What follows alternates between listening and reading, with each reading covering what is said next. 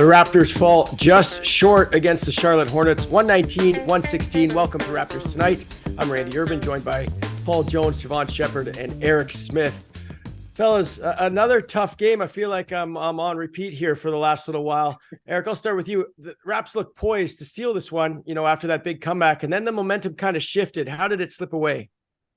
I think what kind of burned the Raptors late, Randy, was maybe what burned them early in the ball game as well. And we could even argue maybe throughout the game. As much as Charlotte struggled to start the fourth quarter, they came alive and started making some shots in crunch time. And unfortunately, the Raptors weren't able to keep up. I think, we think about the Terry Rozier three. That was a key one, no doubt.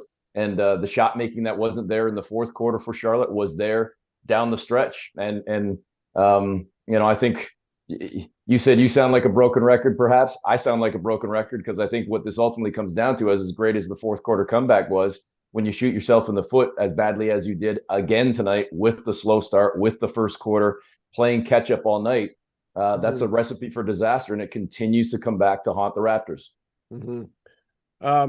Jevohn, the Raps looked, like a completely different team in that fourth quarter. So just your thoughts on this almost comeback. Well, the big thing is Scotty Barnes, right? And you don't ever want to put the onus on one player, but his energy is infectious throughout this entire team. And that was the big difference in that fourth quarter, is he played with an enthusiasm. He played spirited basketball. And then you see the the other four players on the court come alive. You see the bench come alive. I said it on air as well. You didn't have a different team come out of the locker room. Nothing changed tactically or technically. It was you're playing with a force, you're playing with an energy through Scotty. And he's also got to be able to start the game. Had a triple-double tonight, but he's got to be able to start the game like that because he galvanizes this team, right? He did a great job in the 1-3 pick and roll, and I thought they got some really good stuff out of that.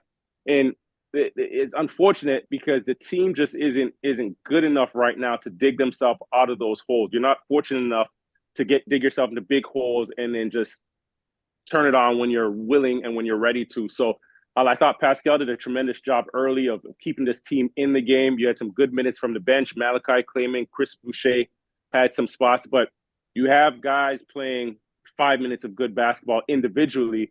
It's got to be a collective, collaborative effort for 48 minutes of basketball. Yeah, and Jonesy, LaMelo Ball not in there, and still 4 of the 5 starters with 20 or more points for the Hornets. What were some of the glaring issues you saw defensively for the Raptors today? The intensity that they played with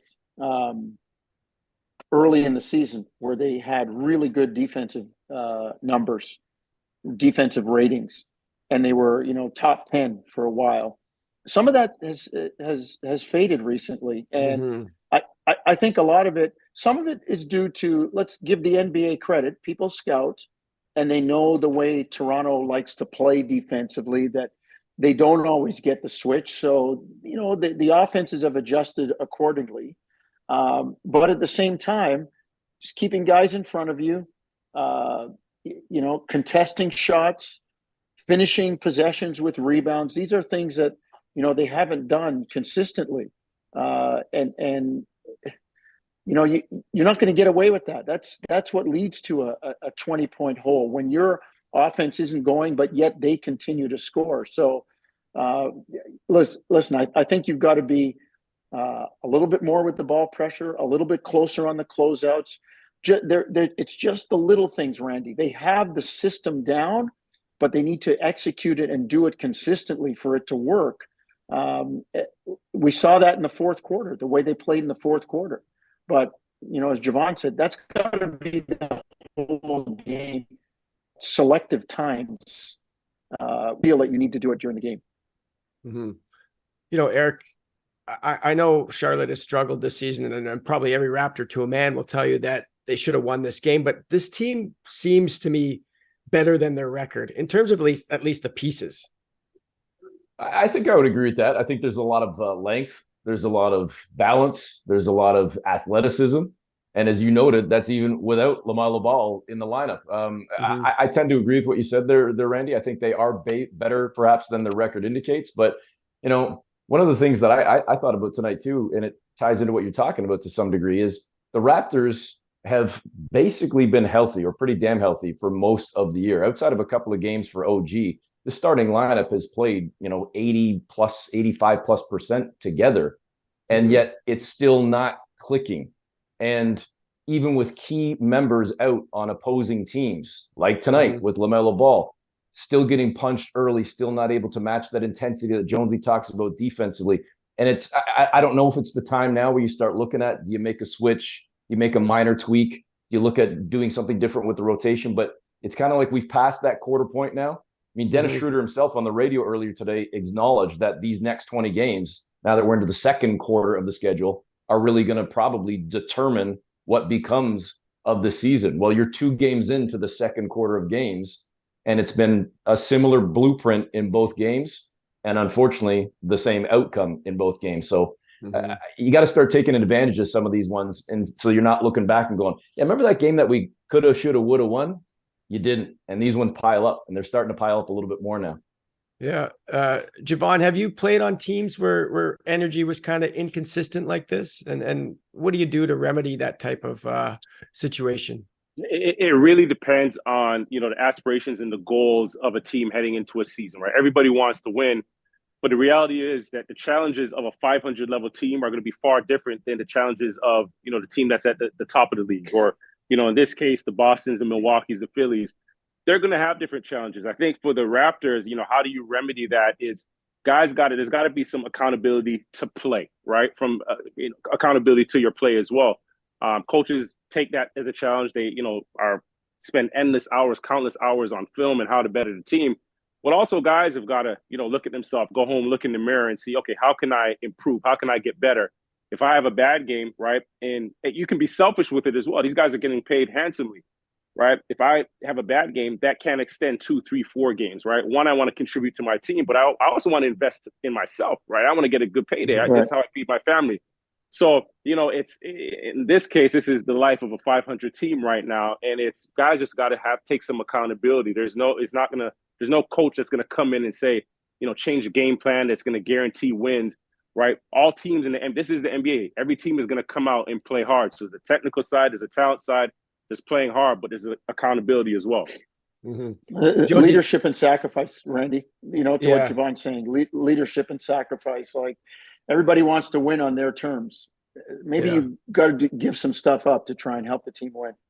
And Jonesy, I was just going to say, basketball is a funny sport, right? Because you got OG having what I consider one of his best games, if not his best game of the season last time out. And then tonight, your best 3-point shooter doesn't make a 3. And one of those goes down. It's a different basketball game. The sport is, the game is always in peril. It's funny.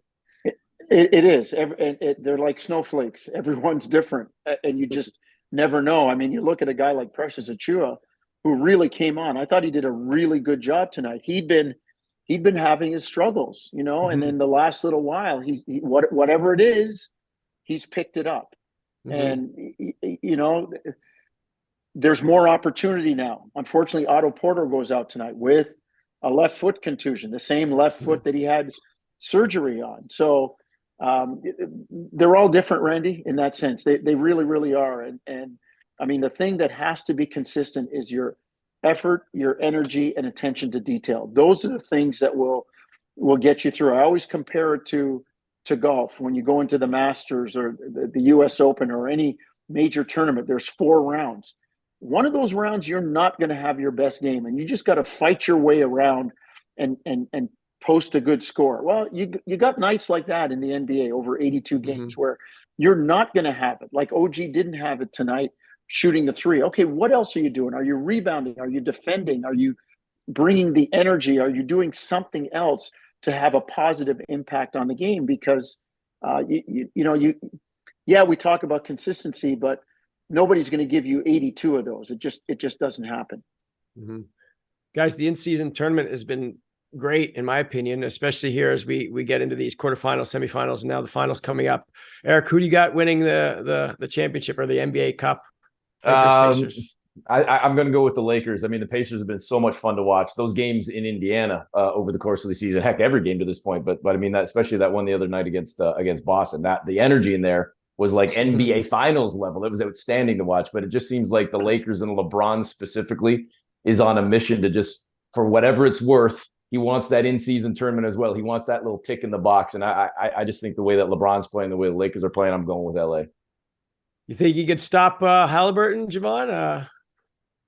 I got to go with Lakers on this one. One, LeBron morphs into the king on this one.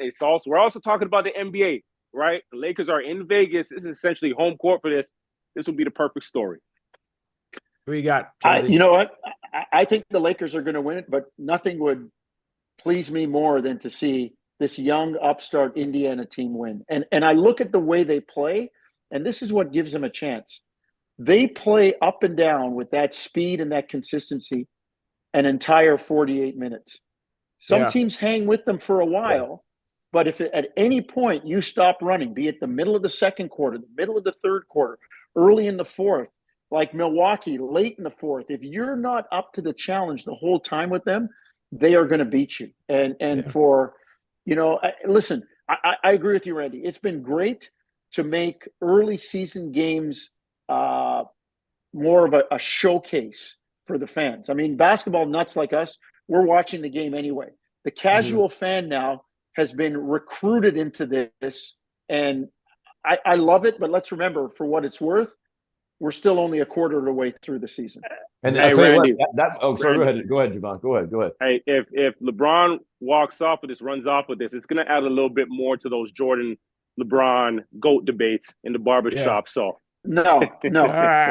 Oh, Randy, we'll stop it there. We'll stop it there. Next game for the Raptors Monday because you won the first quarter of the season. You want a medal for that? 7:30 p.m. Eastern is a tip. We gotta go, guys. Raptors Night live on YouTube shortly after the game. Thanks for watching. See you next time. We will continue this later.